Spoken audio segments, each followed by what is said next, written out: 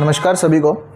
So today we are going to discuss about the one of the most important topic, और बोल सकते हैं कि रोज़ अगर आप क्लिनिक खोल के बैठे हो या कुछ भी कर रहे हो, हॉस्पिटल में जॉब या कुछ भी, तो ये हेमोरॉइड्स पाइल्स ना रोज़ देखने को मिलते हैं। मतलब हर 3 से 4 लोगों के बीच में ये हेमोरॉइड्स पाइल्स वाला कंडीशन जो है देखने को मिलते हैं।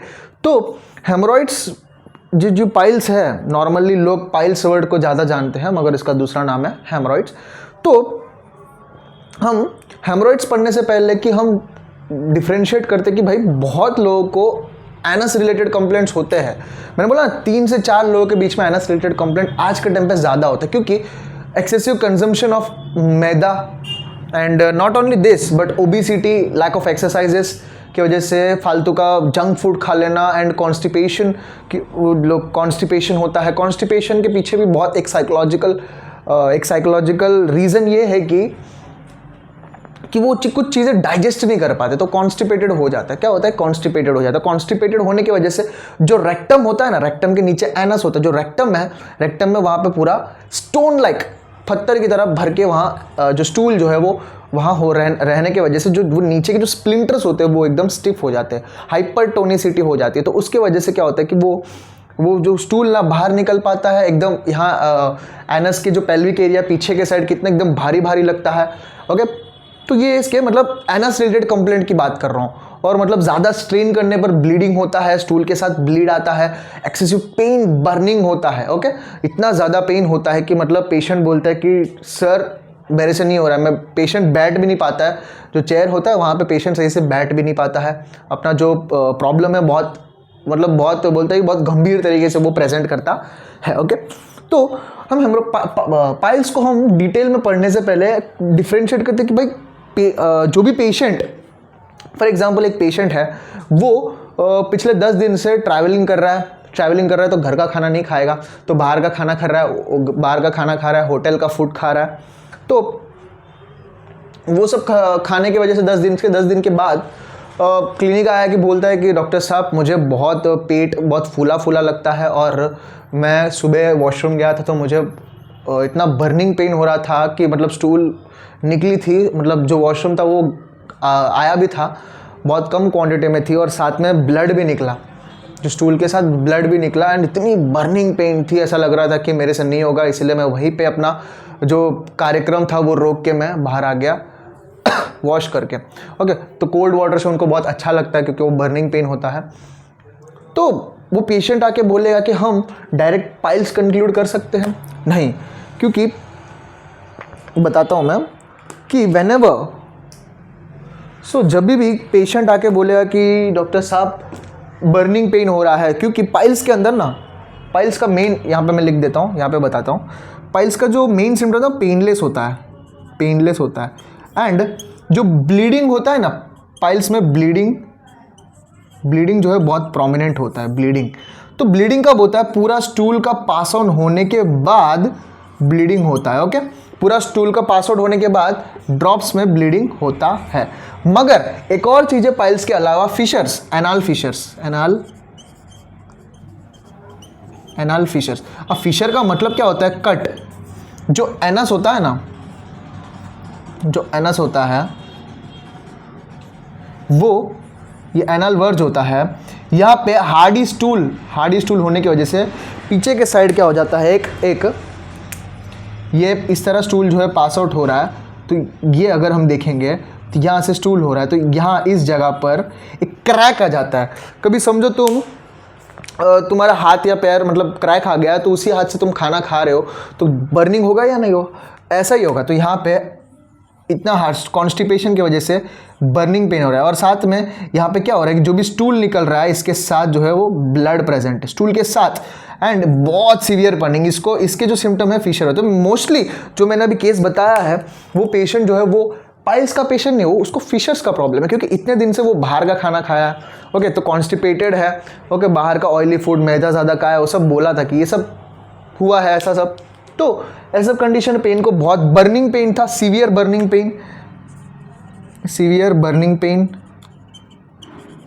पेन था।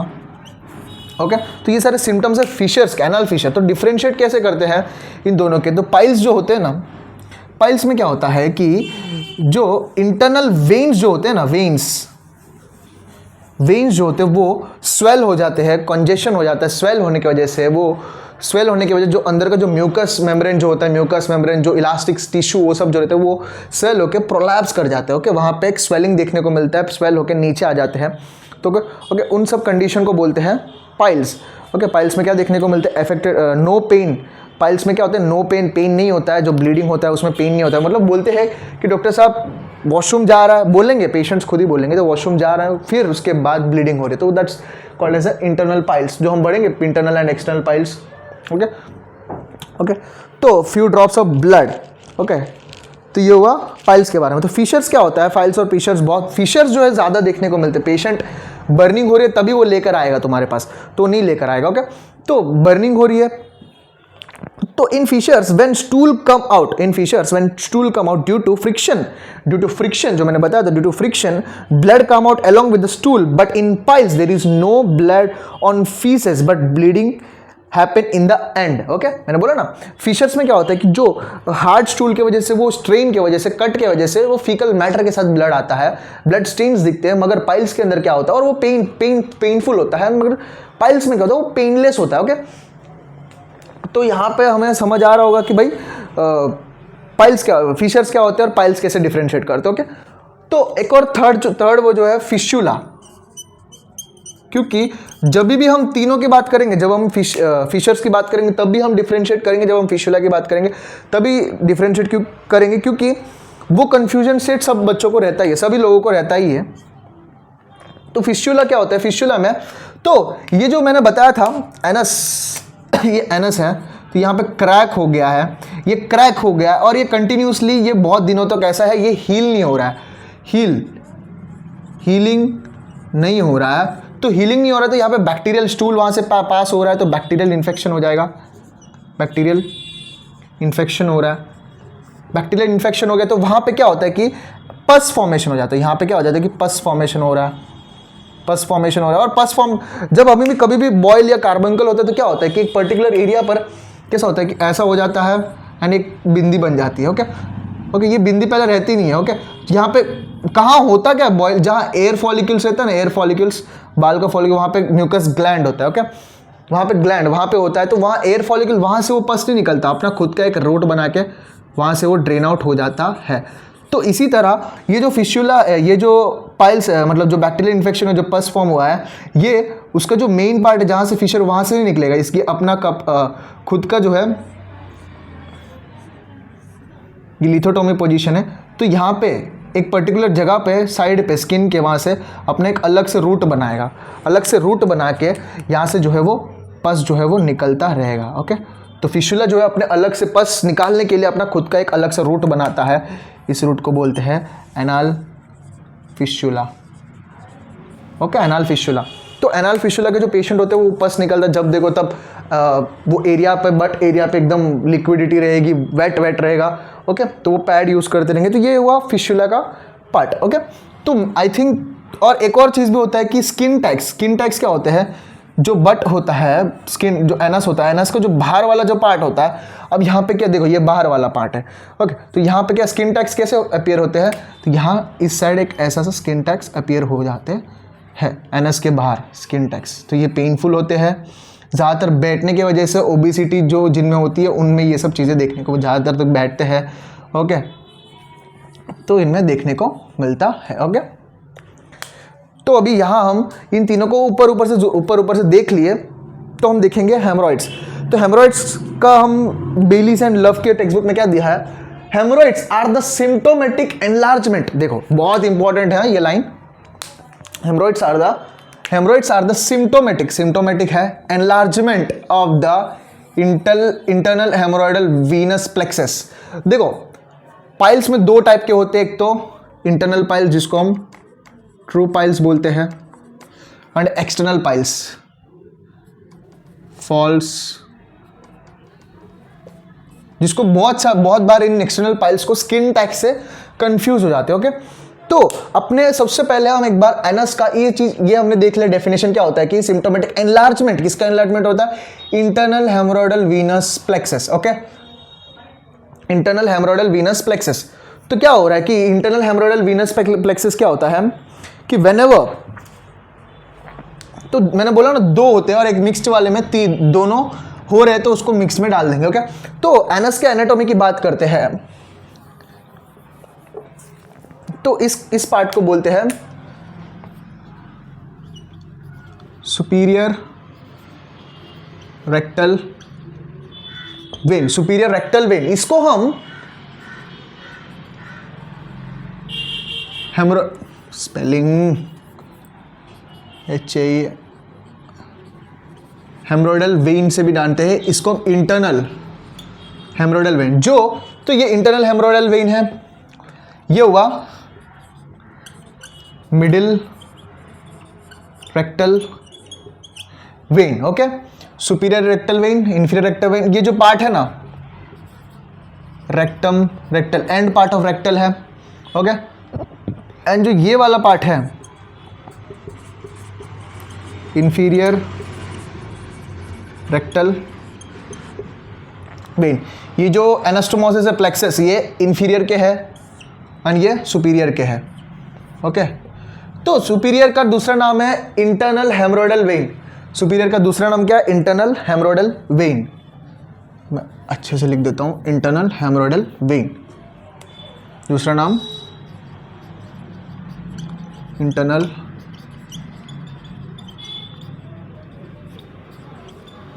Haemorrhoidal when. तो enlargement of the internal hemorrhoidal venous plexus, ये जो वीनस प्लेक्सस है इनमें एनलार्जमेंट हो रहा है, इनमें क्या हो रहा है? एनलार्जमेंट हो रहा है। ओके, तो आगे इसमें डायग्राम देखेंगे किस तरह एनलार्जमेंट होकर किस तरह दिखेगा internal plexus.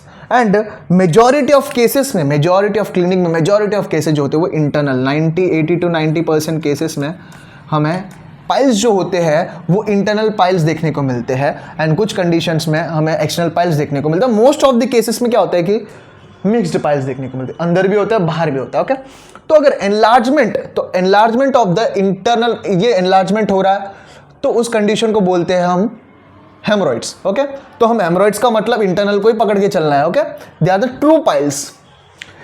Internal hemorrhoids lies in the 3, 7 and 11 o'clock, 3, 7 and 11 o'clock position in the lithotomy position। तो lithotomy position बना लेते हैं, किस तरह दिखता है lithotomy position। I hope lithotomy position तो सबको पता होगा। ये हुआ एनस। ओके,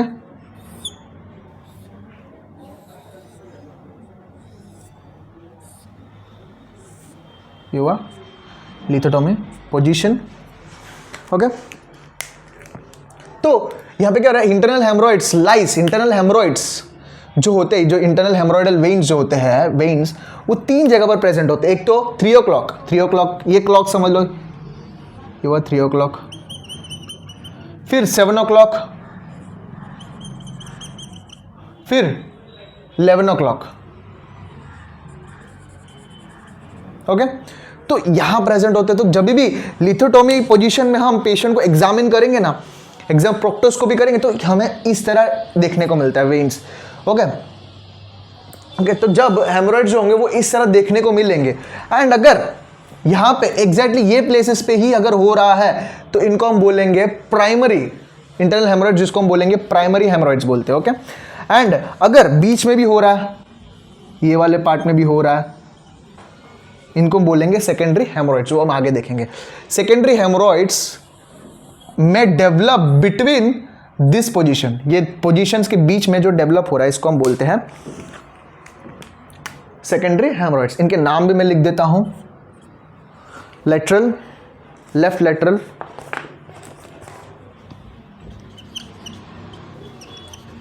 लेफ्ट लेटरल, इसका है right anterior, like posterior, sorry right posterior, lateral जो 7 o'clock है, जो 3 o'clock है, 30 नहीं 3 o'clock, एंड राइट एंटीरियो लेटरल जो है 11 o'clock। आई होप समझ आ रहा होगा। जब हम लिथोटोमी पोजीशन में देखेंगे पेशेंट को, तो 3 चीज़ें हमें देखने को मिलेंगे। तो यहाँ पे ये हेमरॉइड्स हैं, इस तरह हेमरॉइड्स दिखेंगे। ओके, तो अगर ये बीच वाले पार्ट में भी हो रहा है, इन सबको बोलेंगे सेकेंडरी पाइल्स। सेकेंडरी हम पाइल्स ही लिख रहा हूँ, प्लेस नहीं है, तो सेकेंडरी पाइल्स ये जो है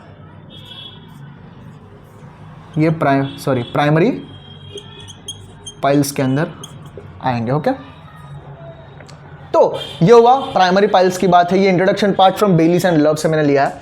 and the second one is the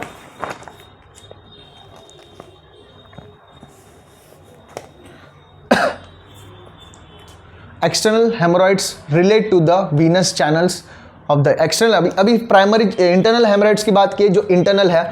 अब इंटरनल हेमोरॉइड्स जो होते हैं ना, वो ये एक है, साथ में हम इसको एनाटॉमी को भी देखते जाएंगे, जैसे थियरी उसके साथ हम रिलेट कर दिए। इसको हम बोलते हैं डेक्टेड लाइन।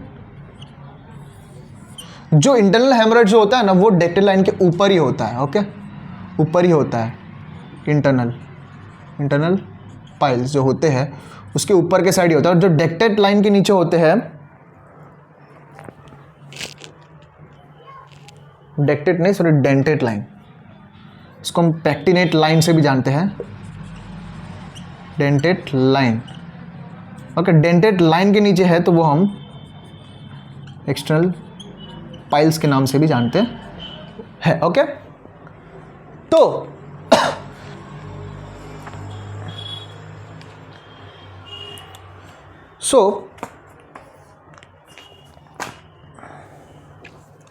तो हम एक्सटर्नल पाइल्स के external hemorrhoids relate to the venous channels of the inferior hemorrhoidal plexus.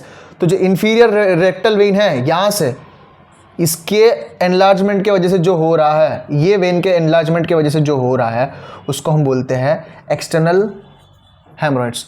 External, और ये जो होता है वो डेंटेड लाइन के नीचे की तरफ होता है। होप समझ आ रहा होगा, मैं वापस समझाता हूँ। जो इंटरनल हेमोरॉइड्स जो होते हैं वो किसके एनलार्जमेंट की वजह से होते हैं? इंटरनल हेमोरॉइडल वीनस प्लेक्सस, जो हम सुपीरियर रेक्टल वेन से जानते हैं, जो एनाटॉमी में हम सुपीरियर रेक्टल वेन बोलते हैं, क्योंकि 90 to 80% ऑफ केसेस में सुपीरियर रेक्टल ऑफ वेन यानी एनलार्जमेंट की वजह से हमें पाइल्स देखने को मिलता है, ब्लीडिंग होता है। ओके, तो इसीलिए उसका नाम, दूसरा नाम दिया है कि इंटरनल हेमोरॉइडल वेन, क्योंकि वहां पे हेमोरॉइड्स ज्यादा देखने को मिलते हैं। एंड वो डेंटेड लाइन के ऊपर की तरफ होगा, क्योंकि ऊपर की तरफ ही सुपीरियर रेक्टल वेन होता है, क्योंकि एनाटॉमी जानना बहुत जरूरी है। एंड डेंटेड लाइन के नीचे मिडिल में मिडिल रेक्टल वेन है, एंड नीचे जो है इंफीरियर रेक्टल वेन है। अगर इंफीरियर रेक्टल वेन में एनलार्जमेंट हो रहा है, उसके वजह से हमें पेन डेवलप हो रहा है, और एक्सटर्नल पाइल्स में पेन जो है वो प्रोमिनेंट होता है। एंड अगर तुम्हें स्किन टैग जैसा कुछ देखने को मिल रहा है बाहर की तरफ एंड पेन भी है, तो उसको हम एक्सटर्नल पाइल्स के अंदर कंसिडर कर सकते हैं। Skin and deep into the, देखो external hemorrhoids relate to the venous channels of the, deep into the venous channels relate, कौन सा रिलेट जो है एनलार्जमेंट कहाँ किसका हो रहा है? Inferior hemorrhoidal plexus deep into the skin surrounding the anal verge. ये जो पार्ट है इसको हम बोलते हैं एनाल वर्ज को, जो डीप इनटू है, यहां से हमें एनलार्जमेंट की वजह से हमें जो है वो हेमोरॉइड जो है वो देखने को मिलते हैं। Okay, and these are always confuse with the anal skin tags. मैंने बोला ना, एनाल स्किन टैग्स से ये कंफ्यूज होते हैं, and they are not hemorrhoids. Okay, अभी हम एक्चुअल डेफिनेशन की बात करें। हेमोरॉइड्स इज अ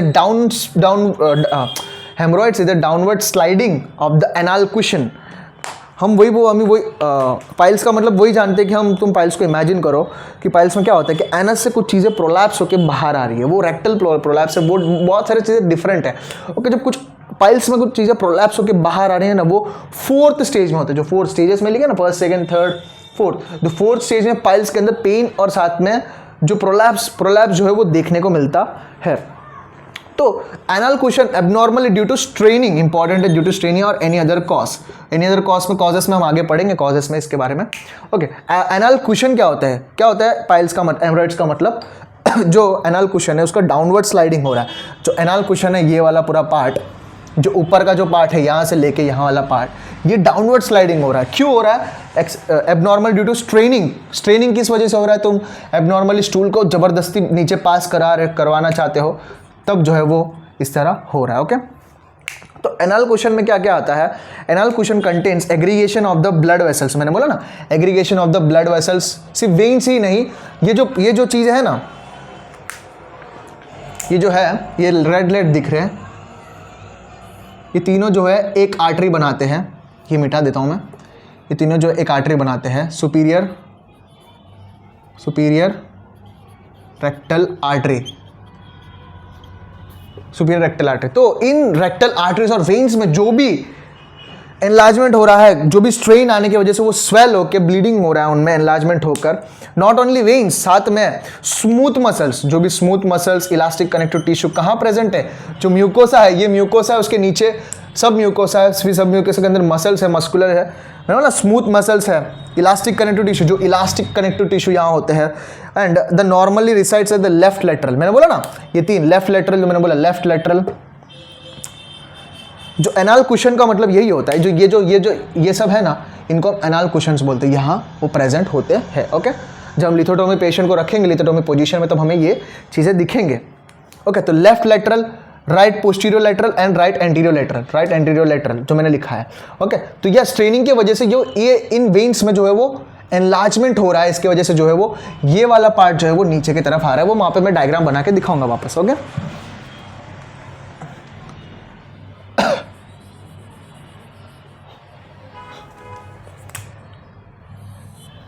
ये हुआ एनाल वर्ज।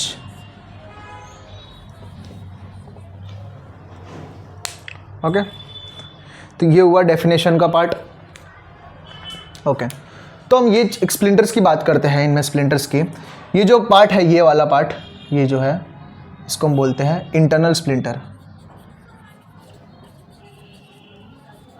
स्प्लिंटर का काम क्या, रोक, एक वन टाइप ऑफ ओपनिंग है जो रोक के रखता है, एंड ये जो चीज़ है, ये तीन 1 2 3, इनको हम बोलते हैं एक्सटर्नल स्प्लिंटर। इंपॉर्टेंट है। तो ये internal splinter and external splinter, mostly internal splinter जो होता है उनमें हाइपरटोनिया होने की वजह से, हाइपरटोनिया मतलब स्टिफनेस, डिफिकल्टी, स्टिफनेस आ जाती है उनमें। ओके, स्टिफनेस आ जाती है तो वो मूव नहीं करते। जो इंटरनल स्प्लिंटर होते हैं वो क्या बोलते हैं, इनवॉलंटरी होते हैं, अपने कंट्रोल में नहीं होते। जब हम कुछ एनस को रोक, जब हमें बहुत जोर से टॉयलेट आता है, वॉशरूम आते हैं, तो हम रोक के रखते हैं ना थ्रू द एक्सटर्नल स्प्लिंटर। जब यहाँ पे आके रह जाती है वो स्टूल, यहाँ पे आके रह जाती है स्टूल, फिर हम एक्सटर्नल स्प्लिंटर से उसे हम रोक के रखते हैं कि भाई अभी टाइम नहीं है, अभी नहीं जाना है, तो हम रोक के रखते हैं। क्योंकि ये वॉलंटरी, एक्सटर्नल पाइल्स जो है वो वॉलंटरी के अंदर आते हैं, ये इनवॉलंटरी है, ये अपने कंट्रोल में नहीं है। Okay, internal splinter. ओके, तो हम देखेंगे एबनॉर्मली किस तरह दिखता है piles, external piles and internal piles. उससे पहले हम देखते हैं कि इंटरनल पाइल्स क्या होते हैं, एक्सटर्नल पाइल्स क्या होते हैं, थोड़ा हम देख लेते हैं। ओके, इंटरनल पाइल्स को हम ट्रू पाइल्स के नाम से जानते हैं। The dilation of the superior rectal vein, इंटरफाइन क्या होता है,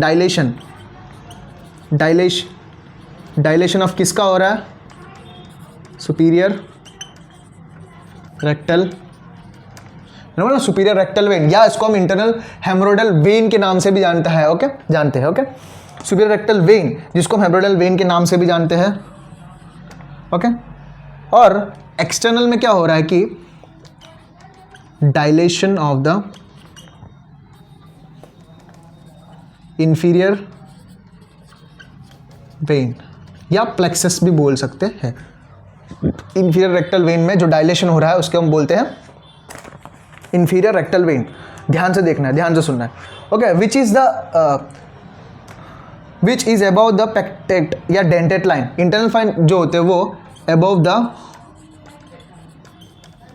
डेंटेट लाइन के ऊपर ही होते हैं।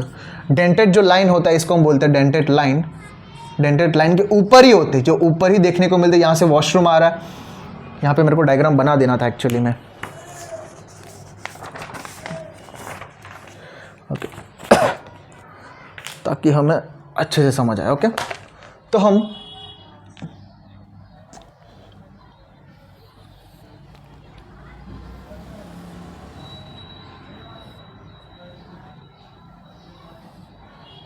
ये हुआ एनाल कैनाल, और साथ में विथ ये इंटरनल स्प्लिंटर है जो अपने कंट्रोल में नहीं है। ओके, एंड जो बाहर है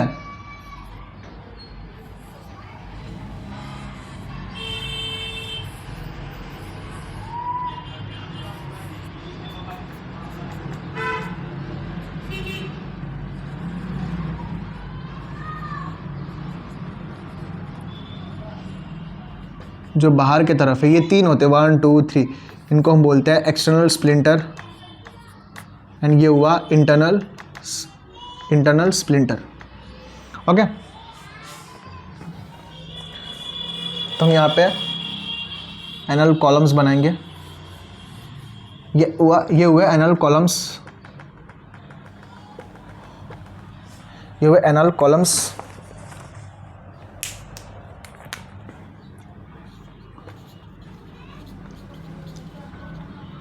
और ये जो हुए ये एनल साइनस कैविटीज होते हैं। ओके, तो हमें क्या इंटरनल पाइल्स किस तरह दिखते हैं? इंटरनल पाइल्स जो होते हैं वो मैं ब्लू कलर से दिखता हूँ, क्योंकि वो ब्लू क्या हो रहा है, सुपीरियर रेक्टल वेन्स में जो एनलार्जमेंट आ रहा है। तो ये वाला पार्ट पे पूरा, ये मिटा देता हूँ, तो ये वाले पार्ट में पूरा हमें कौन सप्लाई कर रहा है? ये प्लेक्सस है, समझ लो। ओके, ये वाला पार्ट पे स्किन के अंदर है, ऐसा मैं दिखा रहा हूँ, superior rectal when. Okay, superior rectal when में एनलार्जमेंट हो रहा है, तो उसकी वजह से हमें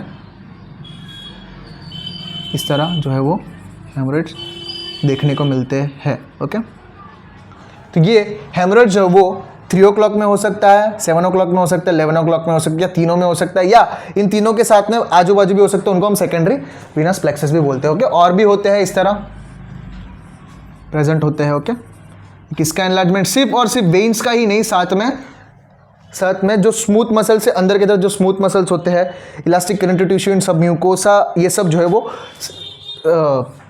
स्लाइडिंग होके नीचे की तरफ आ रहे हैं। ओके, एंड अभी हम ये हुआ इंटरनल पाइल्स, एंड ये हुआ एनल वर्ज।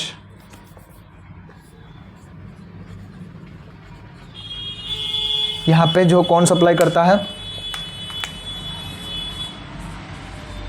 यहाँ पे अपना इंफीरियर रेक्टल वेन सप्लाई करता है। तो यहाँ पे मैंने लिखा है कि enlargement of the dilation of the inferior rectal vein, इसका डायलेशन होने की वजह से जो है वो जो पाइल्स हमें देखने को मिलता है, इसको हम बोलते हैं एक्सटर्नल पाइल्स। और ये हुआ इंटरनल,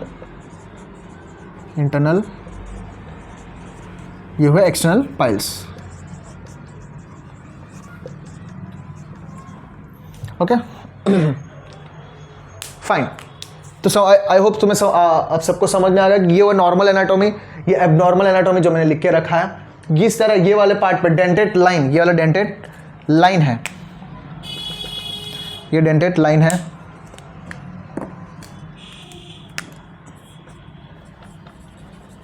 डेंटेड लाइन के जो ऊपर हो रहा है वो इंटरनल हेमोरॉइड्स है, एंड डेंटेड लाइन के जो नीचे की तरफ हो रहा है, ऊपर की तरफ जो है वो इंटरनल पाइल्स है, और नीचे की तरफ जो होता है वो एक्सटर्नल पाइल्स है। ओके, इतना याद रखना है हमें।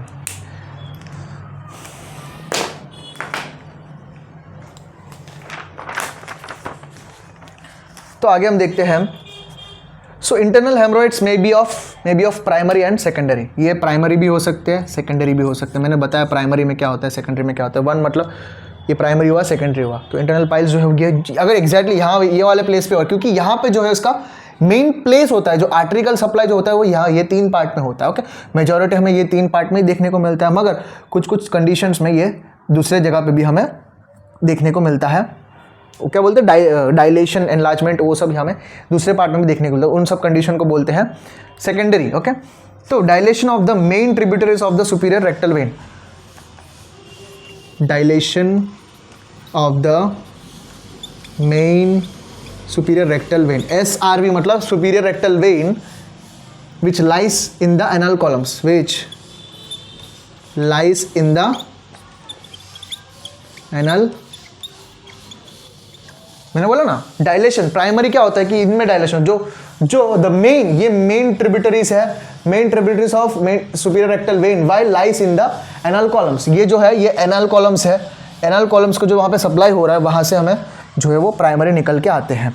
एंड सेकेंडरी क्या होता है कि dilation of superior rectal when, superior rectal when other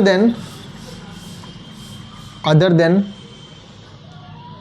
those 3 positions, जो ये 3 पोजीशंस के अलावा जहां पे भी हो रहा है, ये वाला पार्ट, 3 पोजीशन के अलावा जहां पे भी हो रहा है, उन सबको बोलते हैं सेकेंडरी पाइल्स, उसको बोलते हैं सेकेंडरी पाइल्स। ओके, तो ये 3 पोजीशंस क्या होते हैं? 3 o'clock, 7 o'clock एंड 11 o'clock। इनका नाम भी मैंने यहाँ लिख दिया है, left lateral, right posterior lateral and right anterior lateral. Okay, तो ये लिथोटोमी पोजीशन हमें 3 पोजीशन में देखने को मिलते हैं मेजॉरिटी मेन ट्रिब्यूटरीज के वहाँ पे, उसको हम बोलते हैं प्राइमरी इंटरनल हेमरॉइड्स, एंड उसके अलावा दूसरे जगह भी देखने को मिले सेकेंडरी इंटरनल हेमरॉइड्स, या अगर इंफीरियर रेक्टल वेन में हमें इनलार्जमेंट देखने को मिले बाहर की तरफ हो रहा है, इसको हम एक्सटर्नल पाइल्स बोलते हैं। ओके, और एक्सटर्नल पाइल्स की बात करें, they are covered by the mucus membrane of the lower half of the anal canal. और ये जो होते हैं ये म्यूकस मेम्ब्रेन के साथ कवर नहीं होते, मगर they are covered by mucus membrane. क्यों म्यूकस मेम्ब्रेन पे हो रहा है? क्योंकि एक्सटर्नल की तरफ है ना, ये इंटरनल डेक्टेंट लाइन के ऊपर की तरफ हो रहा है, तो वो म्यूकस मेम्ब्रेन के साथ नहीं आएगा, क्योंकि उसमें स्मूथ मसल्स ये सब इंक्लूड हो रहे हैं। ओके, मगर एक्सटर्नल में स्मूथ मसल्स इंक्लूड नहीं हो रहे, म्यूकस मेम्ब्रेन आ रहा है, इसलिए वो म्यूकस मेम्ब्रेन के अंदर लपेट के जो है वो बाहर आता है। ओके, एंड एक्सटर्नल पाइल्स में क्या होता है कि सीवियर पेन होता है। Okay, there is a very painful होता है, and don't bleed on straining.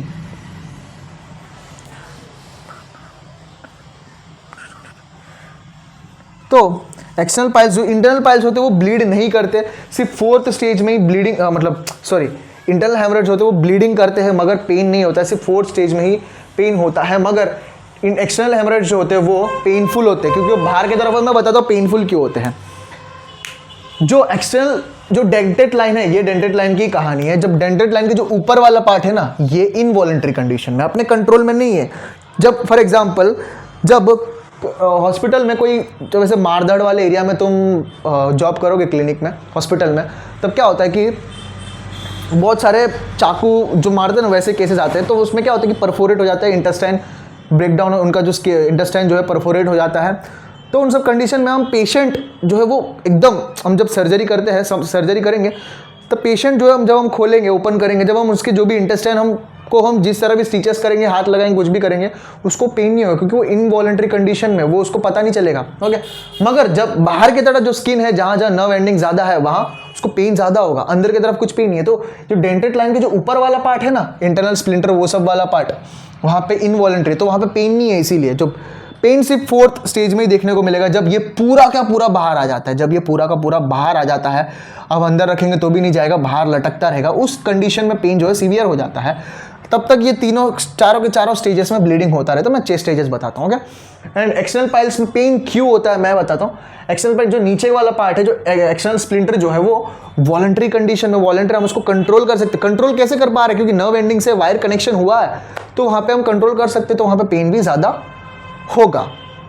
Okay, इसीलिए तो पेन जो हो रहा है ना, अब फिशर्स में जब अभी जोर से स्ट्रेन कर रहे हैं, पेन हो रहा है एनएस पार्ट के पास, वो पेन जो है वो एक्सटर्नल डेंटेड लाइन के नीचे की तरफ हो रहा है। जो फिशर्स होते हैं ना, वो डेंटेड लाइन के नीचे की तरफ ही होते हैं। ओके, यहाँ पर ही होते हैं फिशर्स, कट हो जाता है, उसकी वजह से हमें बहुत बर्निंग पेन देखने को मिलता है। Okay, anatomical each haemorrhoid piles contains of folds of mucosa and submucosa contain varicose radicals of the superior rectal vein and a terminal bunch of the superior rectal artery. एक important statement, anatomical each haemorrhoid, anatomically बात करें, each haemorrhoid, each piles consist of fold of mucosa and सब mucosa. Mucosa है बाहर की तरफ, mucosa, सब mucosa उसके अंदर वाला part, and containing a varicose radicals of superior rectal when. जो वेरिकोस है, वेरिकोस का मतलब स्वेलिंग हो रहा है। ओके, जो स्वेलिंग हो रहा है वेन्स में, वो सब कंटेन होता है। बोल देंगे पाइल्स में क्या प्रेजेंट क्या होता है? सिर्फ पाइल्स में वेन्स ही नहीं, जो एनलार्ज्ड वेन्स के साथ साथ सब म्यूकस वाला पार्ट एंड जो सब म्यूकस वाला पार्ट, स्मूथ मसल, इलास्टिक, ये सब प्रेजेंट होते हैं। क्योंकि इसीलिए तो डायरेक्ट नाम दिया है एनाल कुशन, ऐसे ही नाम नहीं दिया है, सिर्फ एनाल कुशन जो पूरा डाउन स्लाइड हो जाता है। ओके, तो हम कुछ इसके 4 स्टेजेस की बात करते हैं। जब हम मिक्स्ड पाइल्स में क्या होता है कि ये दोनों चीज़ें हमें देखने को मिलती है। ओके, पेन भी होता है तो ब्लीडिंग भी होती रहती है। ओके, एंड एक्सटर्नल पाइल्स में ब्लीडिंग नहीं होगी। ओके, ब्लीडिंग नहीं होगी, याद रखनी, नॉट ब्लीड। डिफिकेशन हो रहा है स्टूल पासिंग के टाइम पे भी यहाँ पेन नहीं देखने को मिलता है। मैं बार बार बता रहा हूँ, पाइल्स में क्या होता है कि स्टूल पास होने के बाद खून जो है वो लीक होता है, मगर फिशर्स में क्या होता है कि स्टूल के साथ साथ विथ सीवियर बर्निंग पेन के साथ, अनबियरेबल पेन के साथ वो स्टूल के साथ ब्लड जो है वो पास आउट होता है। ओके, स्टेजेस देखते हैं। स्टेजेस में कैसा होता है कि सबसे पहला स्टेज जो है वो सबसे पहले bleed but doesn't come out. सबसे पहले स्टेज में क्या होता है कि ये है, यहां पे क्या होता है कि एक जगह पर प्रेजेंट है, ये ब्लीड तो करेंगे, bleed but does not come out.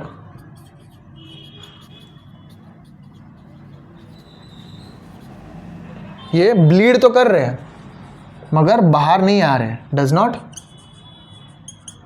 Not comes out.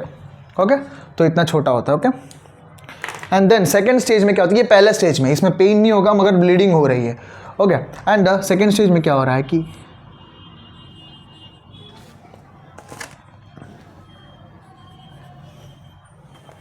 यहाँ पे piles prolapsed, sorry that prolapse during the passing stool but return back spontaneously.